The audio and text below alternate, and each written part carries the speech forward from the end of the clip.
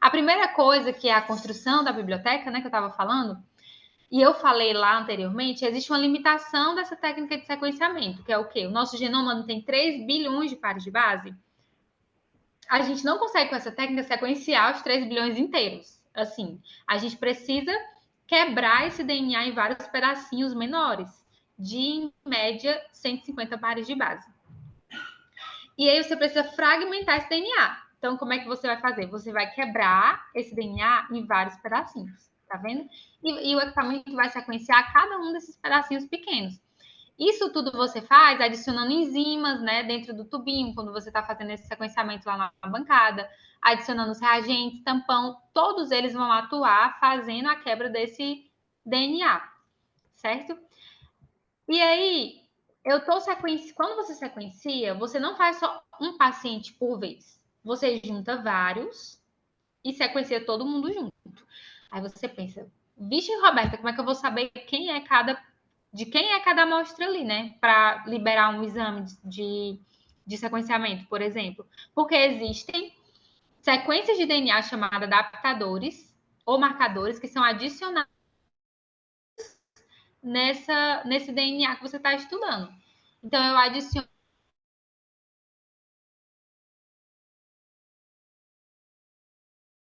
Howard. Eu estou lhe ouvindo, né? A sua conexão está um pouquinho ruim, né? A minha? É, caiu. Vocês estão escutando? Eu estou te Agora vocês ouvindo. estão escutando? Eu estou te ouvindo. Compartilha novamente. Beleza, vou continuar. E Tem que aí eu vou compartilhar depois. novamente. Tem que compartilhar a Ah, tela beleza. novamente. Porque você caiu e voltou. Ah, entendi. Vamos lá.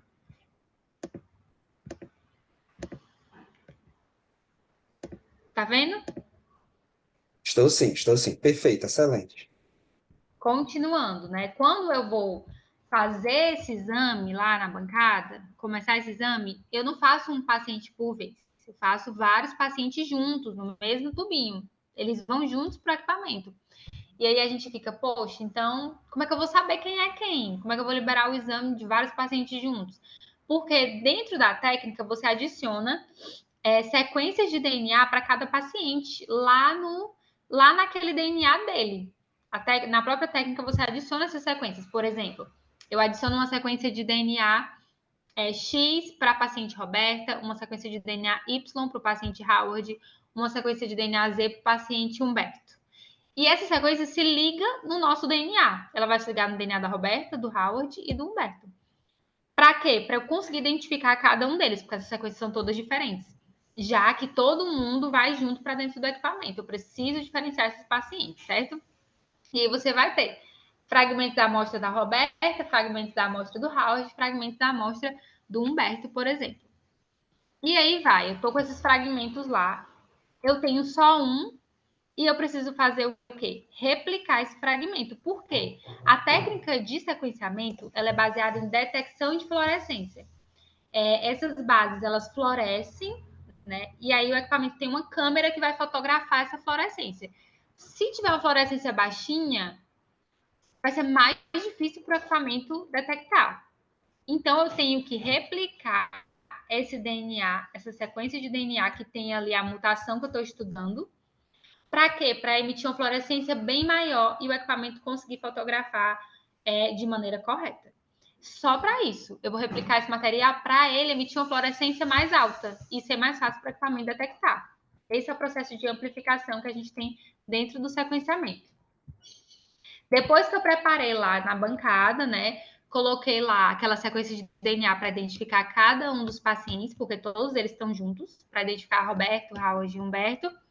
Eu vou replicar aquela sequência de DNA que eu estou estudando que tem a mutação no BRCA1, por exemplo. Para quê? Para emitir uma fluorescência maior e para o equipamento conseguir fotografar. Porque se for só uma molécula, por exemplo, de DNA, ele não consegue. Porque ele emite uma fluorescência baixa. Aí agora eu vou sequenciar, que é o quê? Ler as letrinhas. Ler a adenina, a timina, a guanina e a citosina para ver o que é que tem, qual é a letra que está errada e se essa letra é uma mutação no gene BRCA1, por exemplo. Aí vamos lá. Como isso acontece, gente? Isso acontece numa laminazinha.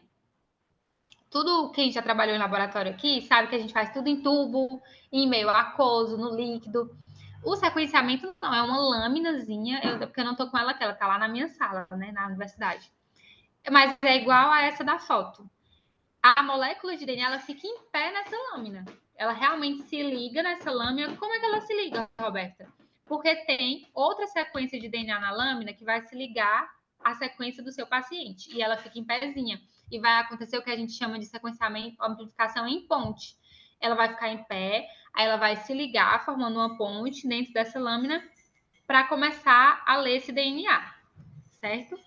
Como isso acontece? Ó? Eu fiz aqui o desenhozinho. Tem esse fragmento grande é a sequência do gene BRCA1, que você está estudando para saber se tem uma mutação, porque você está suspeitando que seu paciente tem câncer de mama. Se ligou nessa laminazinha, né?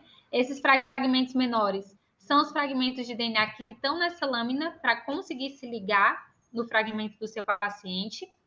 Depois que se liga, ele forma uma ponte para facilitar, né, essa amplificação. E aí a enzima vem, do mesmo jeito que acontece na nossa célula, que a DNA polimerase vai adicionando por complementaridade. Tem uma timina lá, ela adiciona uma adenina. Tem uma guanina, ela adiciona uma citosina. Vai acontecer a mesma coisa aqui do lado direito. Ó. Vai adicionando a cada uma dessas bases, adenina, timina, guanina, citosina. É outra replicação do mesmo jeito. Para você ter duas moléculas, dois fragmentos daquele gene BRCA1 do seu paciente, certo? Depois disso veio o tampão dentro do equipamento, lava um desses fragmentos para você ficar só com um, porque você precisa ler ele. E isso acontece em várias regiões dessa laminazinha.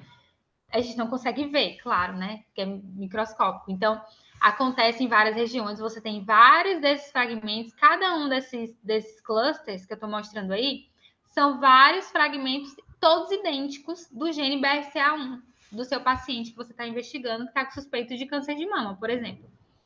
Vários fragmentos desse gene. Depois disso, o equipamento vai ler todos esses fragmentos que você gerou. Então, o sequenciamento é basicamente uma grande replicação do DNA, porque você precisa ter uma grande quantidade de réplicas daquele seu gene, tanto para conseguir sequenciar, detectar essas mutações, como para o equipamento conseguir identificar essa fluorescência. E aí, como acontece esse sequenciamento? Também fiz aqui uma animaçãozinha. Como é isso? Ó. Esse TAGC é a sequência do seu gene BRCA1, que tem lá várias cópias, como eu mostrei, né? Vários grupinhos com muitas cópias. Aí, esses que estão soltos, coloridos, com fluorescência, já estão no equipamento. Porque pela replicação eles vão se ligar lá na sequência do seu gene para o equipamento conseguir identificar o que é que tem na sequência do seu gene. Como isso acontece? Se lá no seu gene tem uma timina, no gene que você está estudando, do seu paciente, o equipamento adiciona uma adenina, porque a adenina sempre se liga à timina. Ele adiciona essa adenina com fluorescência, ela tem fluorescência, essa que está dentro do equipamento, e aí o equipamento vai captar essa fluorescência, vai fotografar. Ele tirou a foto, aí ela perde a fluorescência e fica lá. O próximo é o quê? Uma adenina. Então, o equipamento adiciona uma timina. Por complementaridade, a adenina sempre se liga à timina. Tem uma fluorescência diferente, né? Cada um deles emite a fluorescência com uma cor diferente. O equipamento vai lá, fotografa essa fluorescência e aí essa fluorescência acaba. Depois, lá na sequência do seu gene tem uma guanina. O equipamento adiciona o quê? Uma citosina, porque a guanina sempre se liga com a citosina. E aí emite a fluorescência, depois o equipamento fotografa e aí acaba a fluorescência. E isso vai acontecendo durante toda a sequência do gene do seu paciente. O equipamento vai adicionando, vai fotografando a fluorescência, captando essa fluorescência e depois essa fluorescência acaba. É como se o equipamento tirasse milhares de fotos toda vez que existe essa junção, né, entre adenina, timina, guanina, citosina. Em todos esses fragmentos que ele gerou que estão lá em pezinhos na sua lâmina. E aí, como eles são vários e estão juntos, a fluorescência vai ser muito maior. E aí o equipamento vai soltando essas fluorescências de cores diversas, né? Verde, azul, amarelo. E é basicamente assim que você vê no equipamento. várias luzinhas piscando toda a vida que você adiciona essa adenina com a timina, essa guanina com a citosina, para ler a sequência daquele gene que você está estudando do paciente. Ah, então como é que eu vou analisar esse negócio aí? Várias luzes. Não, você não analisa isso, você analisa a sequência mesmo. Adenina, timina, guanina e citosina. Mas é interessante porque você consegue ver lá na hora, em tempo real, essas luzes dentro do equipamento por conta da fluorescência. Alguma pergunta sobre essa? Com certeza vocês têm várias perguntas, porque o sequenciamento é complicado.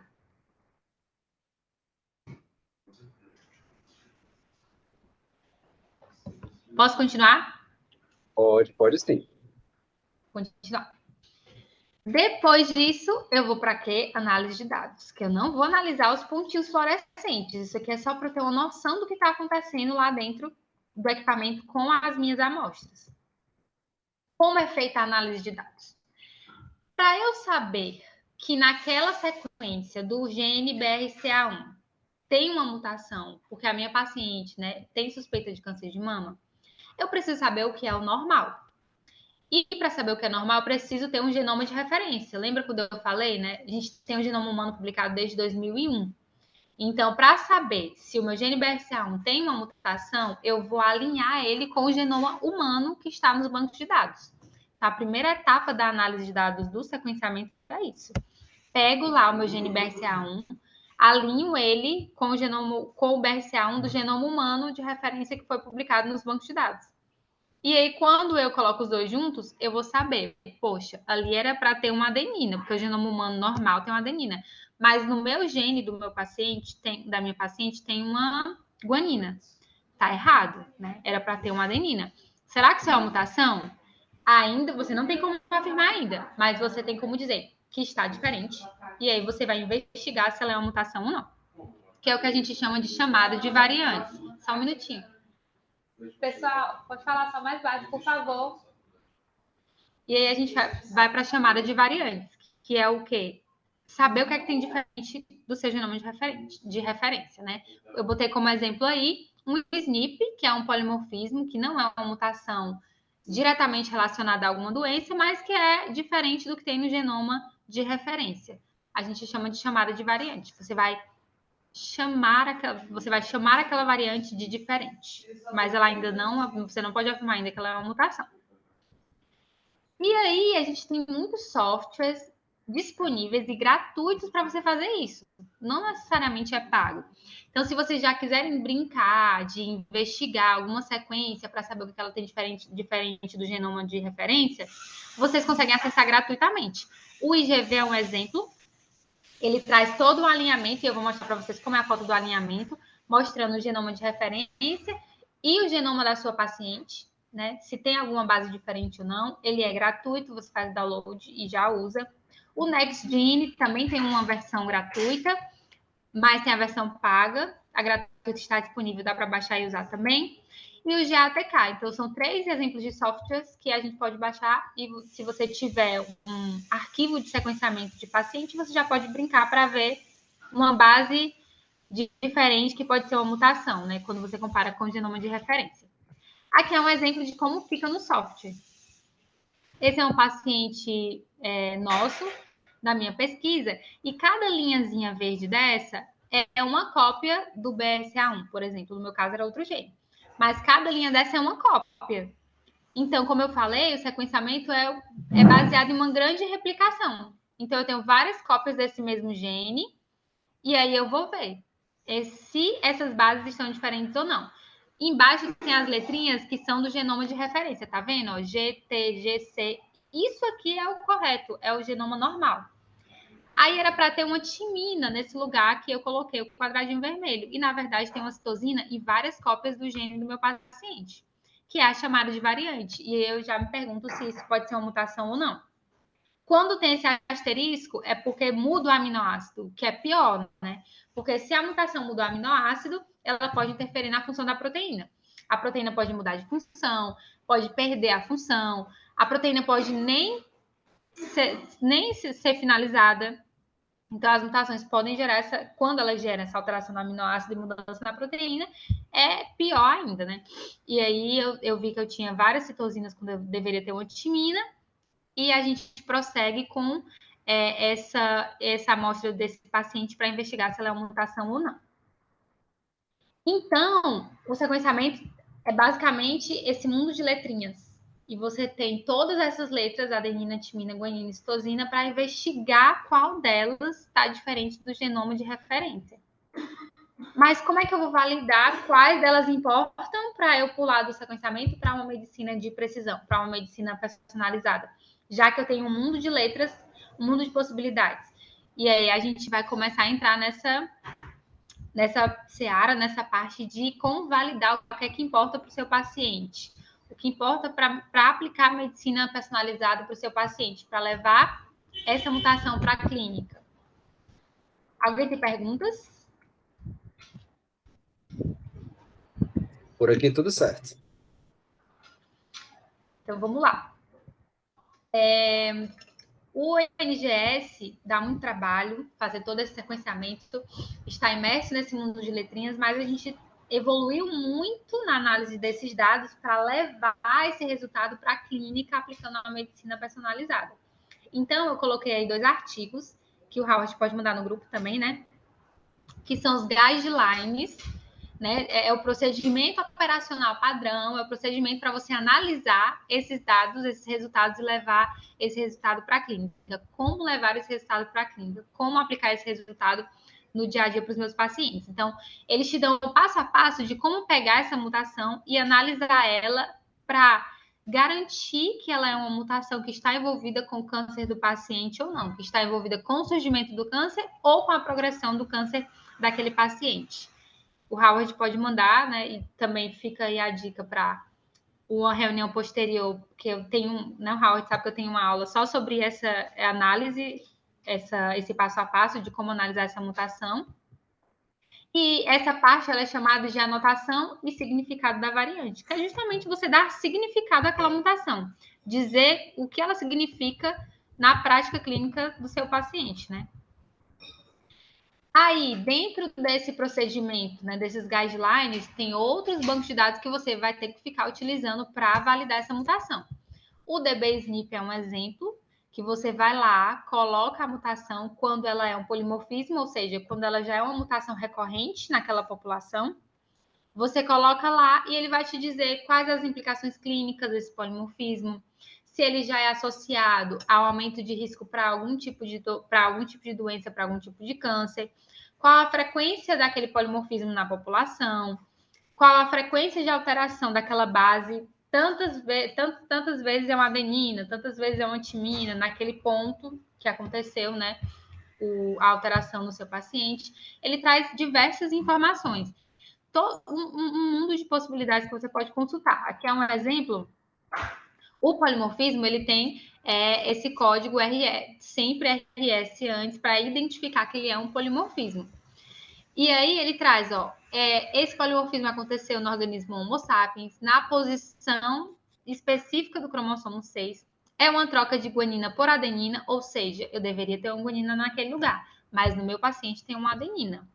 Né? Então, e isso já é um polimorfismo. Os bancos de dados já me mostram que é um polimorfismo. O que isso significa? A frequência de cada nucleotídeo naquela posição, o significado clínico. No caso dessa minha variante, não existe significado clínico ainda nos bancos de dados para ela. E aí você vai ter que fazer uma investigação mais profunda, né? Quando não existe nos bancos de dados. Qual é a consequência para o gene? Nesse caso, por exemplo, é uma variante sinônima. E aí também é outro mundo, porque existe classificação das variantes. O que é uma variante sinônima? É quando você não muda o aminoácido. A mutação aconteceu, a variante aconteceu, mas não mudou o aminoácido, a proteína continua com a função dela normal. Ela continua sendo uma variante, só que ela não muda a função da proteína. É a chamada variante sinônima. Existe publicação sobre essa variante, nesse caso aqui, 0 citações. Ou seja, é um achado novo desse meu gene nesse paciente. Inclusive, eu posso até publicar. Inclusive, publiquei, na verdade, esse achado desse gene Heavy 3L, né? E nós fomos o primeiro artigo a publicar esse achado em um paciente com neoplasia hematológica, por exemplo. Outra possibilidade de banco de dados, para vocês anotarem também, é o COSMIC. Ele é um catálogo de mutações somáticas no câncer, ou seja, aquelas mutações que estão relacionadas ao tumor. As mutações que você herdou não entram aqui, são aquelas que estão necessariamente relacionadas ao tumor. E o COSMIC é interessante porque ele também traz se tem mudança no aminoácido ou não. Esse A mutation é o aminoácido, né? Se teve mutação no aminoácido. Nesse caso, ele desconhece, não existem relatos de mudança no aminoácido no caso dessa variante. Ele te dá o nome da variante, que é esse CDR mutation, ele já te dá o nome. Algumas vezes você tem que nomear, né? Mas nesse caso, quando você coloca no Cosmic, ele te dá o nome. Fala se é um SNP ou não, nesse caso não é. E te diz ainda se ela já é dita como patogênica em outros tumores ou em outras doenças. Nesse caso, em outros tumores, porque o Cosmic é só voltado para o câncer. O que é muito bom, porque quando você não tem esse score de predição para dizer se essa mutação, se essa variante é patogênica ou não, você tem que calcular. Aí você tem que usar outra ferramenta para dizer se ela é patogênica ou não.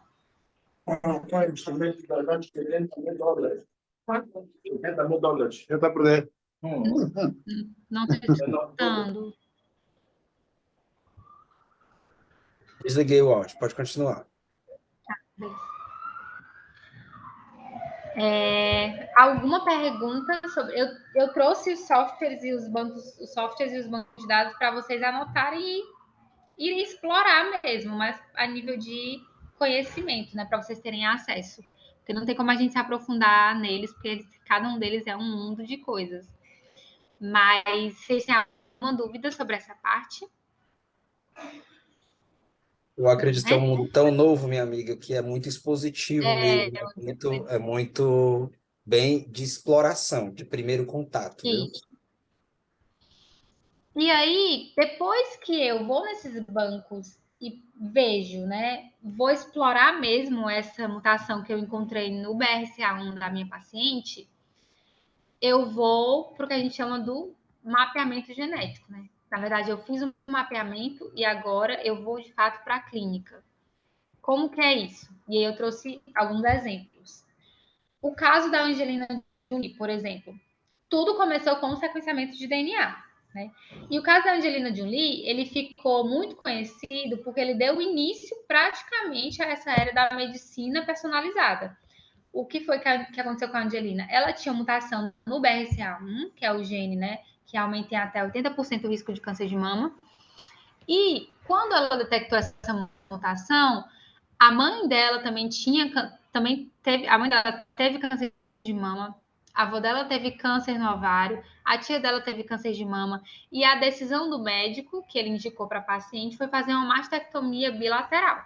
A retirada, né, das duas mamas, porque ela tinha mais de 80% de chance de ter câncer por conta da presença daquela mutação.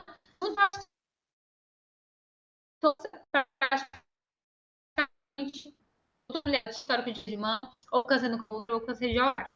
E foi 13 isso. E o BRCA1 até hoje é conhecido como justamente porque começou as cirurgias de mastectomia, elas começaram indicadas depois de todo esse histórico da atriz Angelina Jolie, né? E um exemplo que eu trouxe é que lá em 2001, quando a gente sequenciou o genoma, que custava 3 bilhões, hoje você consegue fazer a investigação desse gene BRCA1, como o gene Angelina Jolie, por $1.000. Então, diminuiu muito isso fora, né, gente? Porque quando eu dou uma aula dessa aqui no Brasil, todo mundo fica, meu Deus, é muito barato. Não, aqui é muito mais caro, né? Aqui hoje a gente consegue investigar um gene desse, um painel desse, por R$8.000. Não é $1.000. Aqui no Brasil tudo é mais caro. Mas fora você consegue com $1.000, né? E então eu consigo ter acesso ao meu genoma depois de todo esse sequenciamento, todo esse mapeamento genético, $1.000, eu consigo ter acesso a todos os dados, todas essas letras, todas essas mutações. Fora, hoje você consegue. E foi isso que deu, por $1.000, você consegue ter acesso a toda essa medicina de precisão e a uma medicina preventiva individual, que esse é o objetivo. Na verdade, o sequenciamento de DNA, o mapeamento genético e a medicina de precisão, a grande vantagem é você aplicar uma medicina preventiva. É você saber que o paciente possui esse risco de ter algum tipo de câncer e indicar para ele quais caminhos para agir o mais possível. Eu sei que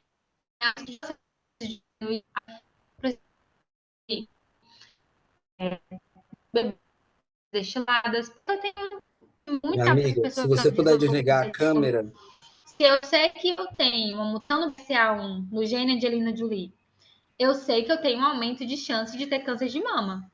Então eu tenho que ter cuidado no quê? No uso de anticoncepcionais, né? No uso de qualquer tipo de medicamento hormonal. E isso tudo vai sendo acompanhado com o médico para aplicar essa medicina preventiva. Então, o grande propósito da medicina personalizada e da medicina de precisão, quando você mapeia o genoma, desde lá, né, o sequenciamento das letrinhas, até a análise nos bancos de dados, até você conhecer o gene do seu paciente, é aplicar a medicina preventiva. Esse é o grande objetivo.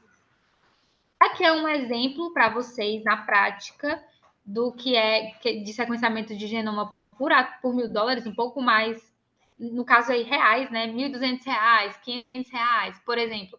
Esse teste genético, o teste genético mais avançado para planejar a sua saúde. É um painel com vários genes que dizem se você tem risco aumentado de ter hipertensão, de ter diabetes.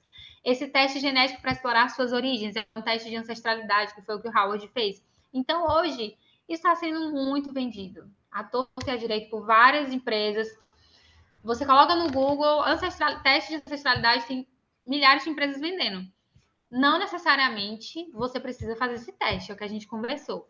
Por exemplo, eu, como profissional, não indico pacientes fazerem um teste genético para planejar a saúde, se ele não tem indicação, se ele não tem histórico familiar, se ele não tem uma exposição para aquilo. Para mim, assim, na minha opinião como profissional, é gastar dinheiro. Então, você precisa decidir com o médico se você precisa fazer esse exame ou não.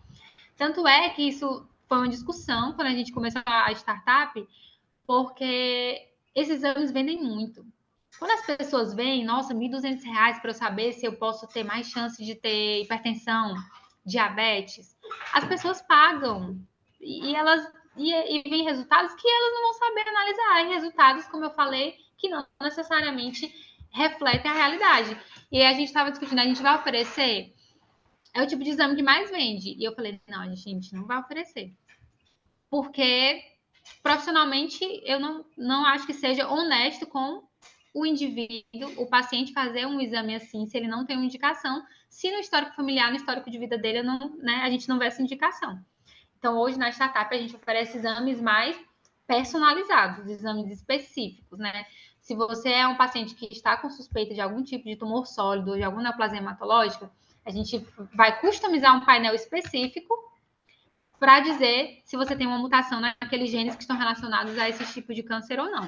Esses painéis mais abrangentes a gente não comercializa na startup. Certo? Deixa eu continuar aqui. Aqui é um exemplo de como a medicina de precisão e a medicina personalizada elas vieram para revolucionar a área, né? A terapia, o tratamento, além do diagnóstico, como a gente já mostrou, dos pacientes que já têm câncer. Antigamente, todo tratamento de tumores sólidos ou de neoplasias hematológicas era na base da cirurgia, ou você retira o tumor, ou você faz uma radioterapia, ou uma quimioterapia. Então, qualquer paciente, fosse ele jovem ou idoso, fazia o uso de uma dessas três opções terapêuticas, né? Principalmente a quimioterapia. E a gente sabe que a quimioterapia é uma terapia extremamente tóxica, principalmente para a medula, que é o canto onde as células elas estão, né, replicando em maior velocidade. Alô? Oi? Que elas estão replicando em maior velocidade. Então, assim, os pacientes que fazem quimioterapia, após 10 a 20 anos, eles têm aumento de chance de ter leucemias, de terem doenças de medula secundárias ao tratamento quimioterápico. Então, sempre foi um problema E aí, com a medicina de precisão, quando você começa a conhecer os genes, o genoma daquele indivíduo, você pode direcionar essa terapia e deixar de lado o uso da quimioterapia, por exemplo, para pacientes idosos, que era uma terapia extremamente tóxica para esses pacientes, que a maioria acaba morrendo durante o tratamento, né? Então, a medicina de precisão também abre portas para a terapia-alvo, que é quando você conhece o genoma daquele indivíduo e, ao invés de dar uma terapia abrangente, que é aquela terapia que todo mundo usa, você vai dar uma terapia específica voltada para alguma alteração que ele tenha. Então, os pacientes, eles podem ter o mesmo diagnóstico, mas como eu mostrei lá no início, nós somos diferentes, nós somos bem diferentes com relação ao genoma. Então, eu posso ter alterações que me dão uma resposta diferente ao medicamento específico. E o Howard pode responder de uma forma a uma terapia e eu responder de outra forma. Então, o mapeamento do genoma a partir do sequenciamento de DNA da medicina de precisão trouxe essa oportunidade da terapia-alvo, né? Usar diferentes tratamentos para o mesmo diagnóstico, para os pacientes com o mesmo diagnóstico. Você tem hoje, pode utilizar a terapia tradicional ou pode utilizar uma terapia-alvo e até mesmo direcionar esse paciente para estudos clínicos que já estão em andamento. E aí, eu queria perguntar para vocês: alguém conhece alguma dessas pessoas que está aí na foto? Queria saber se alguém conhece. Ninguém? Então, com a medicina de precisão e a ascensão da terapia-alvo, a gente teve várias coisas acontecendo no mundo e que acontecem até hoje, né? Que estão possibilitando a abertura de novas portas dentro da medicina personalizada. Então, a forma de tratar o câncer, ela foi revolucionada a partir do mapeamento genético. E essas 3 pessoas, elas foram beneficiadas não pela terapia-alvo, mas pela medicina de precisão de alguma forma, a partir das portas que ela abriu, né? Por exemplo, esse paciente, ele foi acho que foi, eu não lembro o ano, mas ele foi um paciente que ele tinha linfoma de Hodgkin e ele foi tratado com a terapia chamada Carticel. Ele tinha um linfoma de Hodgkin extremamente agressivo, ele fez os tratamentos convencionais, com quimioterapia, com radioterapia, mas ele não respondia a nenhum dos tratamentos. E ele já estava em cuidados paliativos, então ele entrou no estudo clínico com o Carticel, que é uma tecnologia que foi aplicada no Hospital da USP, foi aqui no Brasil, se eu não me engano, e é uma imunoterapia, né? O que aconteceu? Você tira as células daquele paciente, modifica elas geneticamente, e para modificá-las geneticamente, você precisa conhecer o genoma daquela célula, que foi feito a partir de sequenciamento de DNA. Tira a célula do paciente, modifica geneticamente e reintroduz esse paciente, dando a possibilidade da própria célula de defesa dele, dessa vez modificada geneticamente, combater o tumor. Então, o CAR-T-cell é uma tecnologia relativamente nova, que está sendo muito utilizada, né, em vários estudos clínicos para tratar os pacientes, e é um tipo de aplicação da medicina de precisão. Porque você precisa conhecer o genoma do paciente, daquela célula, para modificar ela e para que ela consiga combater o tumor. E ele teve a remissão completa do linfoma de Hodgkin a partir do tratamento com CAR-T-cell. Infelizmente, 2 anos depois, ele morreu num acidente de trânsito, mas ele foi o primeiro case, um dos primeiros do mundo e o primeiro no Brasil de sucesso do tratamento com Carticel, que é um tipo de tratamento dentro da medicina de precisão. Esse rapazinho aí, esse chinesinho, também ficou muito conhecido, porque ele foi a primeira pessoa a editar embriões geneticamente, que não é permitido, então ele fez esse estudo, né, meio que às escondidas, mas ele editou embriões de bebês a partir da tecnologia chamada CRISPR, que é a chamada tesoura do DNA. Você tem uma enzima que corta uma sequência de DNA que você conheça. Então, mais uma vez, isso é possível a partir do mapeamento genético. Eu conheço aquela região, eu uso uma enzima que vai cortar aquela região. Se tem uma mutação ali, eu posso cortar, tirar essa mutação. E aí o DNA continua sem aquela mutação dentro da célula do indivíduo. No caso, ele fez em bebês para editar o gene, que era um gene que, quando mutado, ele facilitava a entrada do vírus HIV dentro da célula. E a mãe desses bebês, ela era diagnosticada com HIV, ela era soropositiva, E os bebês, né, consequentemente, acabaram acabaram sendo diagnosticados também, positivos para HIV. E aí ele pegou esse gene, cortou esse gene, tirou ele. Tirou o gene e os bebês, teoricamente, não vão desenvolver, não vão ser mais, né, HIV positivos e não vão desenvolver AIDS em algum momento da vida. Então ele foi investigado, preso, porque não era permitido, não tem autorização ética, porque não é permitido editar embriões, né? E aí a gente também não sabe as consequências disso para a vida desses indivíduos. A gente só vai conseguir saber acompanhando a vida deles, né, ao longo dos anos. Porque é um gene que está relacionado com a entrada do vírus HIV, mas não somente isso. A gente não sabe as outras funções desse gene. Como eu falei, a gente conhece só 4% das funções dos genes, né? De mais de 20 mil genes que a gente tem. E aí esses bebês estão sendo acompanhados, ninguém sabe a identificação deles, né? Por sigilo, mas é outro exemplo. O CRISPR é permitido. Hoje existem estudos clínicos já em andamento usando o CRISPR, onde você retira mutações do genoma. Estudos clínicos. Por quê? Porque também não se sabe até onde essa tecnologia ela vai. Eu uso essa tesourinha para tirar uma parte do genoma, um gene específico, mas ela acaba cortando em vários outros lugares do genoma. E a gente não sabe até que ponto isso acontece. Então, existem estudos em andamento com CRISPR, mas é uma tecnologia de edição gênica também que ainda está, né, sendo melhorada, ainda está em investigação. E aí, outro exemplo, né, é esse aqui, que também é um tipo de imunoterapia, que fez uso também do Carticel. E esse foi um presidente dos Estados Unidos que foi diagnosticado com neuroblastoma.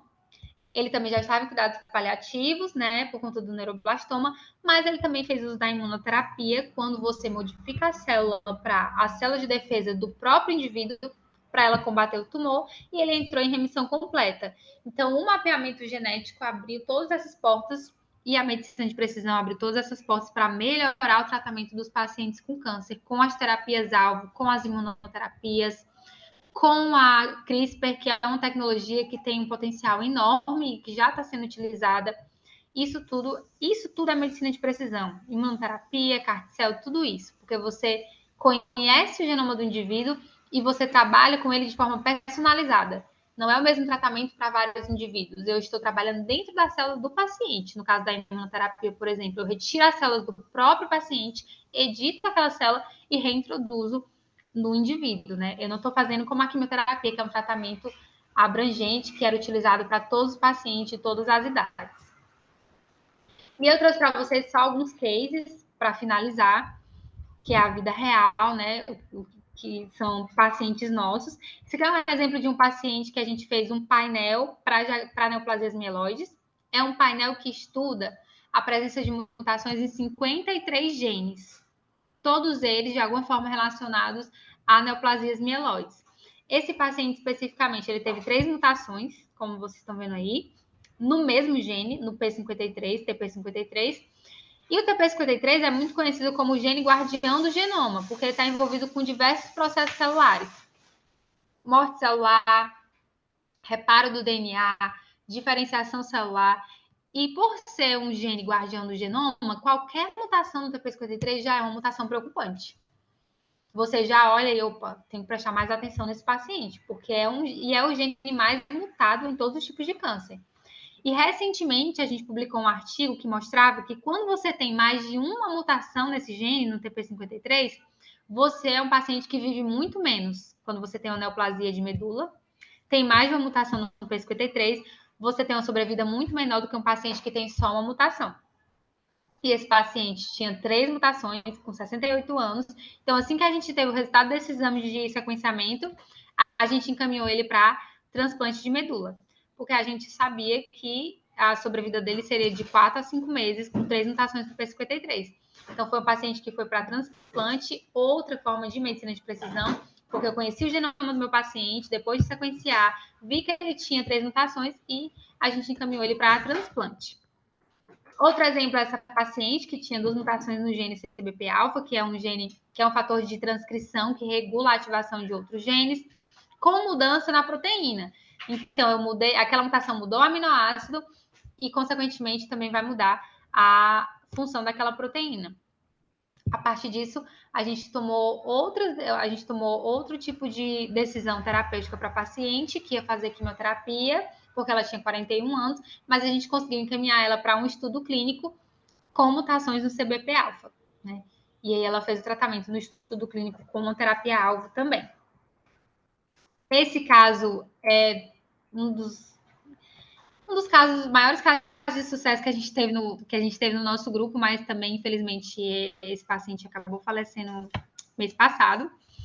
Mas, basicamente, era um paciente que chegou com síndrome mielodisplásica, fez tratamento com agentes hipometilantes, azacitidina e decitabina, que hoje é o tratamento mais usado na síndrome mielodisplásica e na leucemia aguda, nos tratamentos de neoplasia de medula.